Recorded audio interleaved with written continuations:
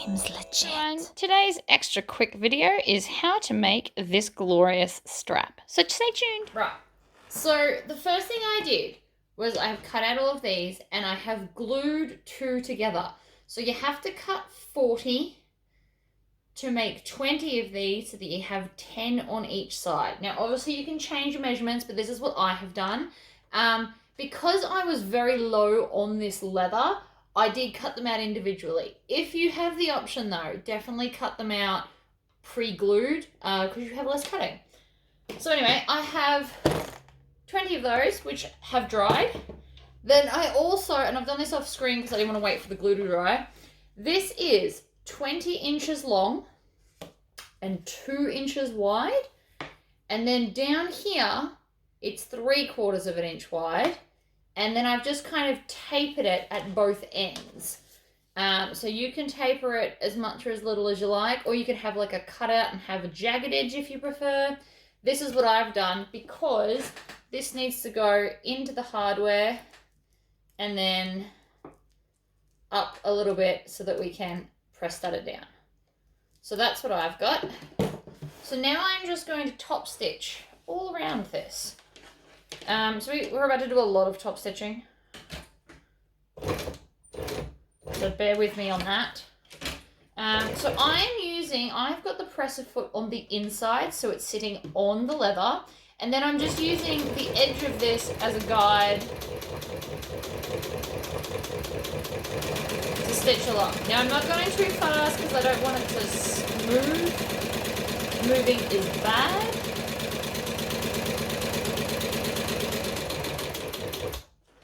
Needle down across the bottom.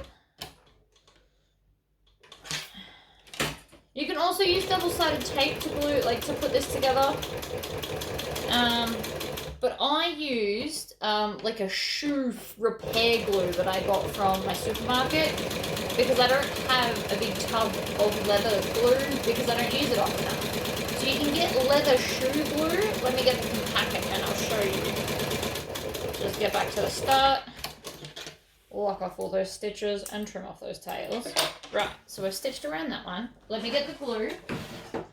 So I am using Sally's Fix and Go Shoe Repair.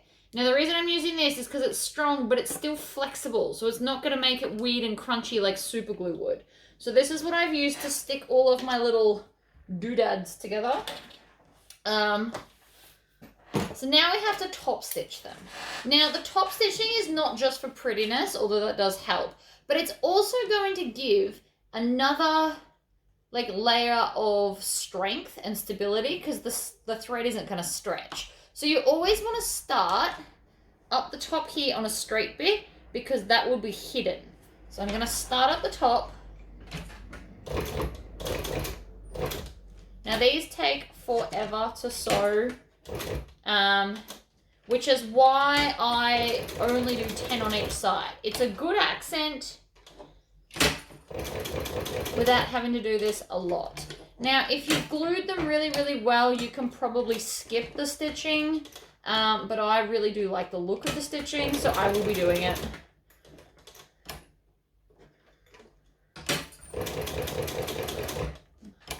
Now, again, you don't have to use my measurements for stuff. You can do this however you so desire. And getting around those tight spots, as you can see, sometimes I do hand crank. So I'm just going to chain stitch them. So I'm going to pull that out a little bit, put the next one under, and away we go.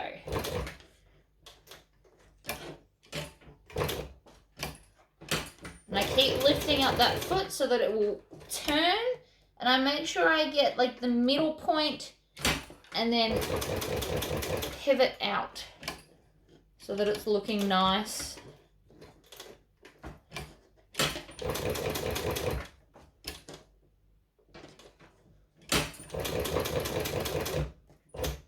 Needle down, pivot out. Now I can come and grab this first one and cut it off. So 1 down and 19 to go. So I don't really have any magical trick for this. except that I am using and lifting up my foot here to get a better stitch. And then I just chuck in the next one. I cut it off once it starts annoying me. That's pretty much how that goes. You want to try and get this nice and in the middle and then angle back out. And I'm using this foot as a guide for the thickness. Alright, so now that I've got one of each, I can push, I'm going to fold it in half this way and then push it through my swivel clip like this. Right, so that's one, and I'm going to get 2 clips. Where are my clips going? I swear I just had them, because I just made the whole bag this goes with. So I'm going to put a swivel clip and clip them together. So we're going to push it through like this. Mine is stuck on the middle bit in the middle. Of course it is. Right, and then we're just going to hold it and clip it. So like that. So that's the first one. And if we remember to do this now, you won't have made your whole chain and then realize you forgot your hardware, because it is a little bit important. And that is exactly what I did the first time I tried this, which is why I'm creating a video. Let's do all the things right instead of like me. Now, because when I was designing or figuring out how many of everything I wanted, I was just doing 1 for 1 and 1 for 1 to see how many I wanted to create. But I already know, because I've pre-cut, we're going to have 10. So whether you want to build one half and then the other half, that is entirely up to you.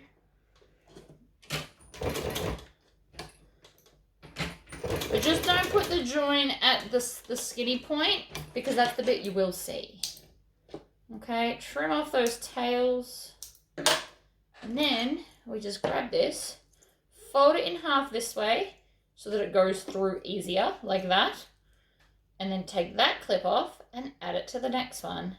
And you can see we're already getting somewhere. Now the other option is you don't have to build it as you go, you can do it all at the end. But it is a nice break for the monotony of sewing all of these.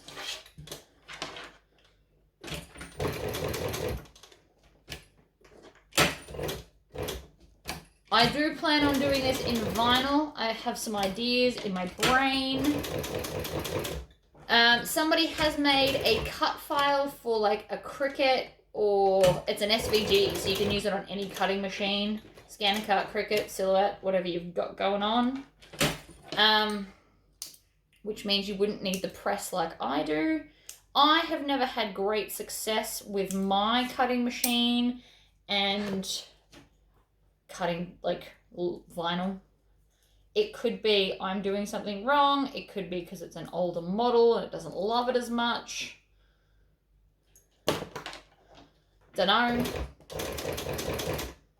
One day maybe I'll get a newer model that does everything like on autopilot, so I don't have to think as much. Probably not though, because I still don't use it enough. Although it would be handy to be able to cut these in the cutting machine rather than squishing them like I did in the live in my Facebook group.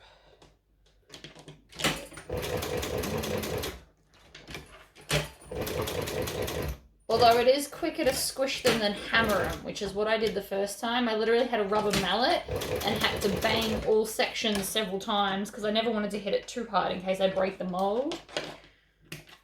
So that was the whole thing as well. Right, so we take that off, squish it, push it through. You can pick which side's the better side, if there is a better side. And make sure that that's on the outside.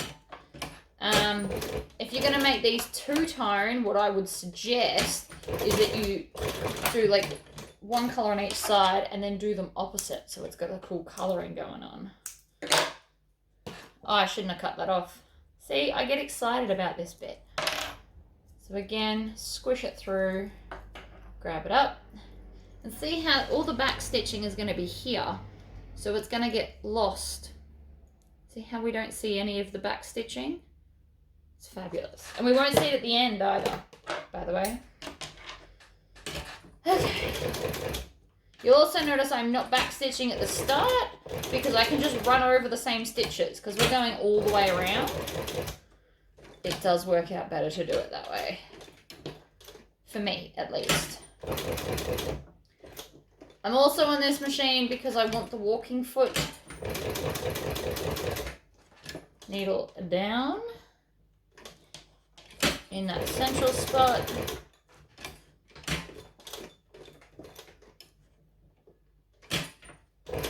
Stitch, back stitch, pull it out, grab another one.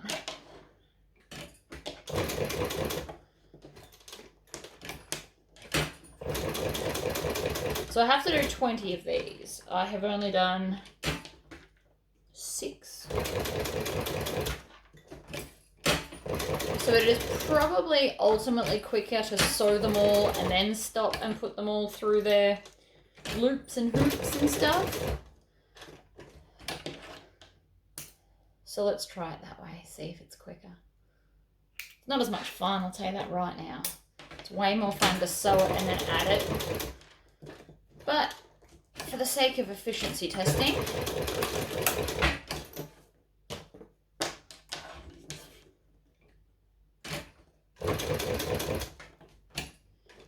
so with your vinyl, I would definitely do 2 layers in the sewing because vinyl's thinner than this leather.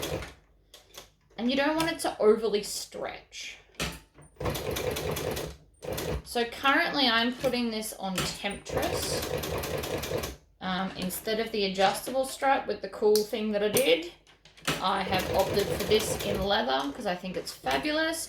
I do plan on doing one in vinyl to test out the theory of how fabulous it will be when I get a spare, you know, day, which I do not see in the foreseeable future because I still have to write a laptop bag pattern.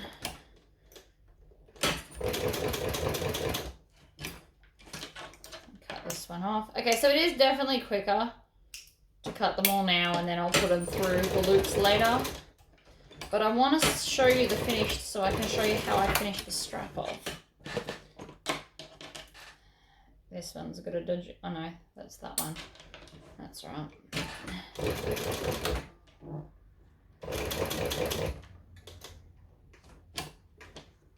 So I've got this on the biggest stitch size that it will do.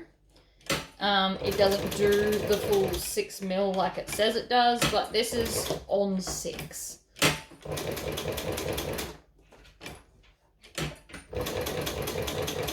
Down.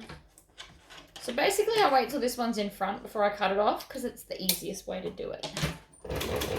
And then we're going to come out and I'm using my fingernails in that hole to help twist it. We're going to be close to halfway, don't we?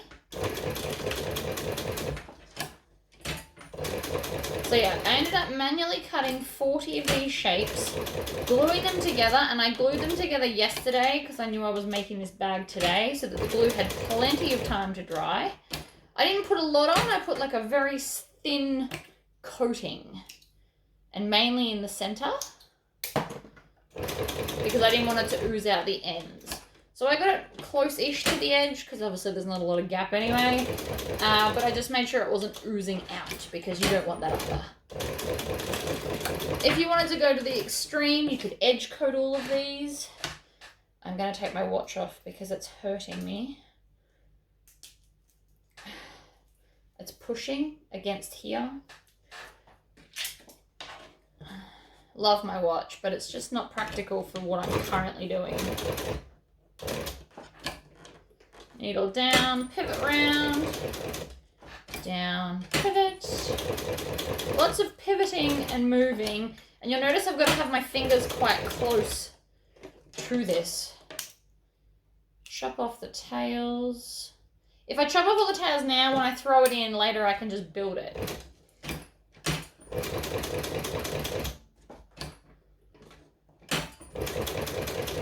And I'm not doing the inner shape stitching, I'm just doing one because it's enough. We don't want to get too extreme with the stitching, they're not very big. And another thing, if you've got 2 layers of stitching that close to each other, you'll notice if they're not perfect. Whereas what I'm currently doing, you've got a little bit of wiggle room. Which is good because they are very fiddly to sew. Another bad thing against them, they are very fiddly and time consuming. But you either A, charge accordingly, or only make it for your own personal bags. Because you're worth it.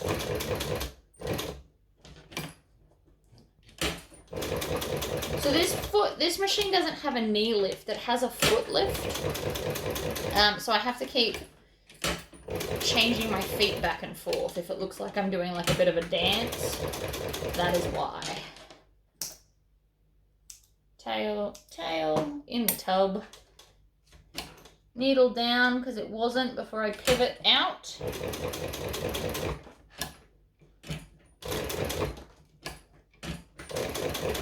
And back stitch. And next one. So this is all I've got left to do. And then we're good. Now obviously you can do more or less. More would look very cool, but A, didn't have enough leather, and B, very, very time consuming.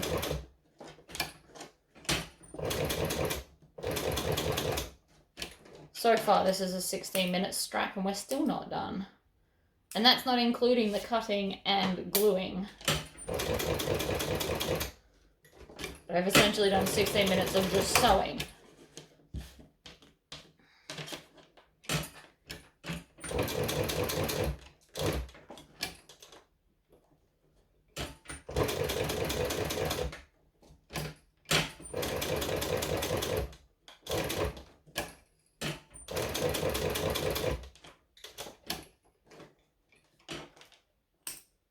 You get into a bit of a rhythm, if I'm honest. I feel like I'm in a rhythm.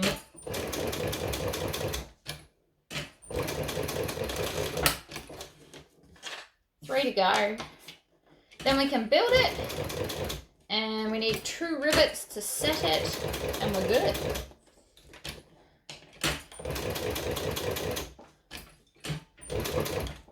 But a lot of you guys were asking to see the finished product of this, so I thought maybe a video would be more instructional than just a photo.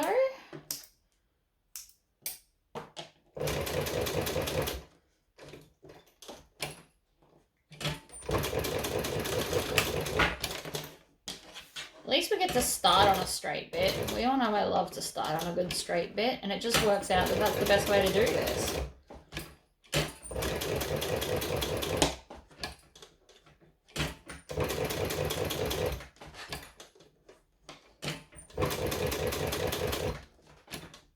Needle down, pivot out.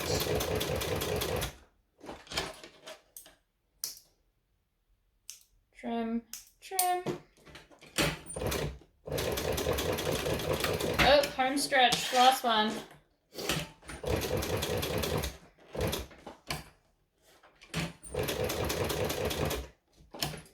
Needle down, pivot.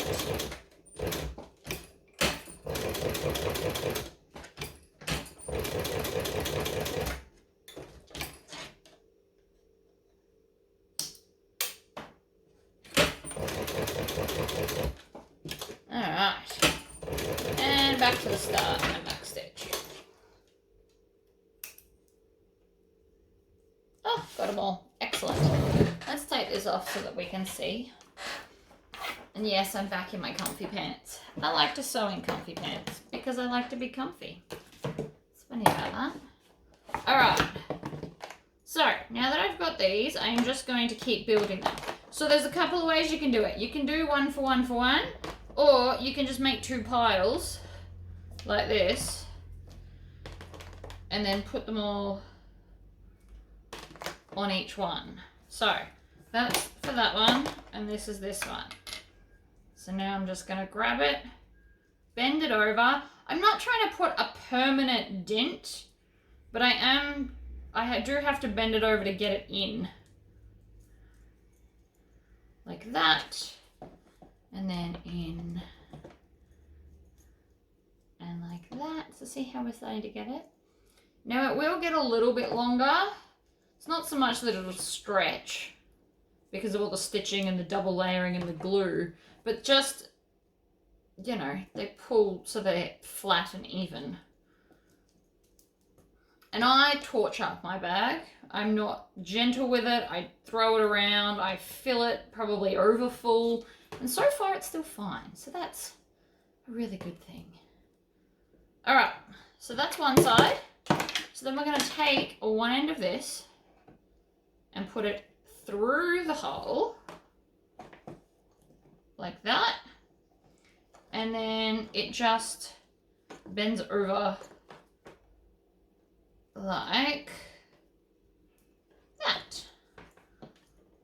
So that will be one end, and then I will put a rivet through there. So I'm going to use a clip to hold it in place if I can get them there. So that's now what it's going to look like, and then it'll have a rivet. I love rivets. You could stitch it as well if you wanted to do some fancy stitching there, but I prefer the rivet look myself, and it ties the hardware all together. Adds a bit more bling. Everybody loves bling, right? You could even put one of those like Chicago screw contra styles, depending on what style bag you're doing. That would also be very cool.